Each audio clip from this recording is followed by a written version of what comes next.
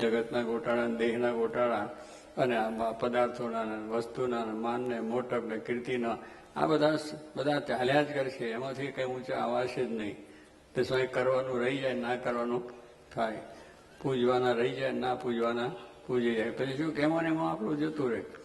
આપણે કરવાયા છે ભગવાનને રાજી કરવા માટે અને મહારાજનું સુખ લેવા માટે. તો એનો વિચાર હંમેશા નાતા, ધોતા, ખાતા, પીતા સર્વ ક્રિયાની અંદર આપણે હોવું જોઈએ. અને એ રીતે આપણો જો હંમેશા હોય તો પછી આપણને દુઃખ નથી. મને આને આમ કહ્યું, મને આમ કહ્યું, મને આ થયું, મને આ મળ્યું નહીં, મને આ થયું. કશું જ જોઈતું નથી. સ્વામી કહે છે આ પદાર્થની મારે કંઈ જરૂર જ નથી. એની માટે હરી ઈચ્છાથી આવે ભોગવી લેવાનું. જેવું આવ્યું એવું, જ્યાં ત્યાં જેમ તેમ જોગી મારે કહેતા, જે વખતે જે પ્રાપ્ત થાય એનાથી સુખ્યા રહેવું. આપણે એની વસ્તુની ક્યાં જરૂર છે? શરીર ટકે એટલા માટે ખાવું છે, શરીર ઢાંકવા માટે વસ્ત્રની જરૂર છે, ભગવાન આપી દે છે. જરૂર જે વખતે હોય એ આપી દે છે.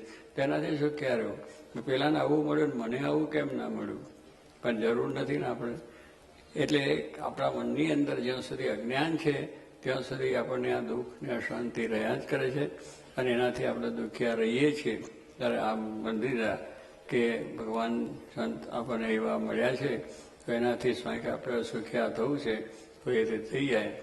અને ત્રીજી વાત કરી કે ભાઈ પોતાને તો સુખની ઈચ્છા નથી, પરલોકની ઈચ્છા છે, પણ જે પોતાની પાસે આવે એને પણ શું કે મારા જેવો સુખ્યો એ થાય.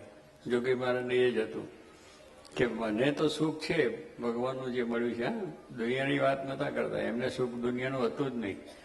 એને દેહની પરવા નથી અને બે પદાર્થની પરવા નથી. માન, મોટપ, કીર્તિની એની કંઈ જરૂર નથી. એને તો ભગવાન સંતનું ભજન કરવું, અખંડ ધૂન પ્રાર્થના હતું.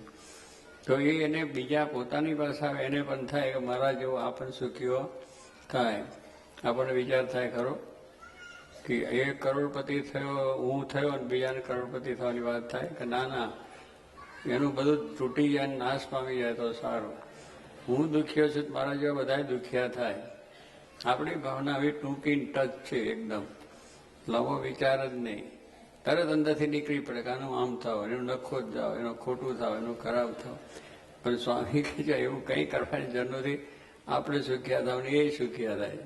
તો શું કે પોતાના જેવું સુખ સર્વને થાય એવું હંમેશા ચિંતવન. મારે કે સર્વ સુખ્યા થાવ, ભગવાન સર્વનું સારું કરે એવું મારે બોલતા નહીં. આપણને વિચાર થાય એનું સારું બરોબર હરખો કરી દેવો. એટલે શું હરખો કરવો? તું હરખો થતી હરખો છે. પેલા થાય પેલો કાગળ ફાડીને આપ્યો ને કે તું આ હિન્દુસ્તાનનો નકશો હરખો કરી આપ. તો શું કર્યું? માણસનું ચિત્ર બરોબર ઠેકું રહી ગયું. એટલે પછી માણસ હરખો થાય એટલે બધું હરખું જ છે. આપણે હરખા તો બધું હરખું જ. આ તો હું હરખો છું ને બીજા નથી હરખા એટલે દુઃખ જ મારામારી કે હું સમજુ છું ને બીજા સમજતા નથી. ગુણાસને શું કહું? બધા જ સમજે છે ને હું સમજતો નથી. બસ તો કઈ દુઃખ આવે? સ્વામી ગુણાસને વાતમાં લખ્યું છે કે બધા સમજે છે એટલે મારાથી મોટા છે તો એનું માન, એનું મહિમા સમજાય છે આપણને. પણ ના, એ બધા કંઈ સમજતા નથી. હું સમજુ એ જ છે. મારી સમજણ પ્રમાણે થવું જોઈએ. અરે ભગવાને પણ દરેક પગે લાગીને કામ લીધું છે. દરેકની સમજણ લઈને કામ કર્યું છે. મોટા પુરુષો બધા પહોંચને પૂછીને કરે છે. સૌનું અનુકૂળ થઈને કરે છે. સૌને કેમ રાજી થાય એ રીતે કરે છે. આ તો મારું ધાર્યું કરવા જેવંડા ખાઈને લૂંટ થઈ જવાની છે. એ કરવા આવ્યા જ નથી આપણે. સત્સંગ છે. આ જબીમાં જે રવિવારની સભા કરી એમાં કરવાનું કારણ આ છે કે આ બધું સમજો એટલે રવિવારની સભા. નહીં તો કર્યા જ કરો ને અનંત સન સુધી તો એનો કંઈ અંત નથી આવવાનું. પણ સમજણ એવી કરીને જો કરીએ તો પછી શાંતિથી આપણું કામ થાય, ઘરનું કામ થાય, બીજું થાય ને મંદિરના કામ એ થાય. પણ ના સમજણ હોય એટલે પછી આ બધી વસ્તુનું ચાલ્યા કરે. તો આપણા જીવનની અંદર આ વસ્તુ કરવા માટે આવ્યા છે એ માટે થાય. એટલે સ્વામી કે પોતાના સમીપે આવે એને પણ એવું અવરું છે કે મારા જેવું એને પણ સુખ થાય, એ પણ સુખ્ય થાય. અને જો બધા સુખ્યા થાય તો શાંતિ રહે. બાકી આપણે જે જગતની અંદર વધારે મોટો પૈસાવાળો બની જાય એને કહે છે કે હું બધા મારા જેવું થાય, કંઈ થાય ખરું? કારણ કે એમનું દુઃખ જ આવવાનું છે. બધાને કંઈક સારું થાય તો શાંતિ સુખ થાય. હરોને સરખી રીતે કંઈક પ્રાપ્ત થાય તો થઈ જાય. પણ એવું ના થાય એટલે તરત આપણને થઈ જાય. નંદ રાજાને એક વખત વિચાર આવ્યો. નંદ રાજા થઈ ગયા, ભાગવતની કથા છે એની, કે બધા દુનિયામાં પૈસા જેટલા છે દુનિયાનું નાનું બધું મને મળી જાય, મારી પાસે આવી જાય એટલે હું સુખ્યો. તો પછી બધા દુખ્યા તો થઈ જાય ને. અને એક માણસ પાસે બધી જાતનું સત્તા કે બધું શું આવી જાય તો પૈસા ને ટકા ને સમૃદ્ધિ, તો પછી એની પછાડે બધાને દ્રષ્ટિ જાય કે ના જાય? ચોર લોકોની દ્રષ્ટિ જાય અને લૂંટો. કોઈ કલાક ખૂની કરનાર અને મારી નાખો બધું આપણને મળી જાય. અને સરકાર, મા બાપ તરત ટેક્સ, ઇન્કમ ટેક્સના રેટ આવીને ઊભી રહે, બધી દુકાનો ઉપર બધે ઠેકાને આવી જાય. આવે કે ના આવે? કારણ કે એક ઠેકાને છે એટલે એને સુખ નહીં આવવા દે, હગાવાલા નહીં આવવા દે. હગાવાલા છે એ પણ એની પાસે જે છે માગવાનું કે આપને ના આપે, કેમ તો ના આપે, અમે તારા હગા છે ને ફલાણું દેખનું. એના કરતાં ભગવાન જે વખતે જે આપે છે એનાથી સુખ્યા રહેવું એમાં શાંતિ છે. બહુ સારા થવામાં અત્યારે બહુ વાંધો નથી.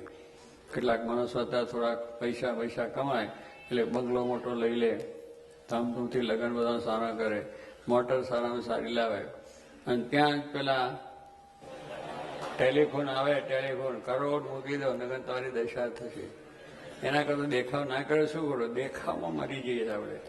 દેખાવ કરવાનો જ નથી. આપણે આપણા ગુણોથી દેખાવ, આનાથી એટલું શીખો. વધારે પડતી બધી આ બધી બહુ લોકોને અત્યારે એટલું છે કે હું સર્વથી જરા સારો દેખો, મારો વટ પડે, વટને રવા દે ને વટનો કટ થઈ જાય. દાસના દાસ થઈને રહે, એની ભક્તિ ભગવાને માની, એટલે દાસના સેવક રહીને રહેવું. બહુ ઉજળાથી ફરવા જેવું નથી અત્યારે જમાનો, સમજી રાખો.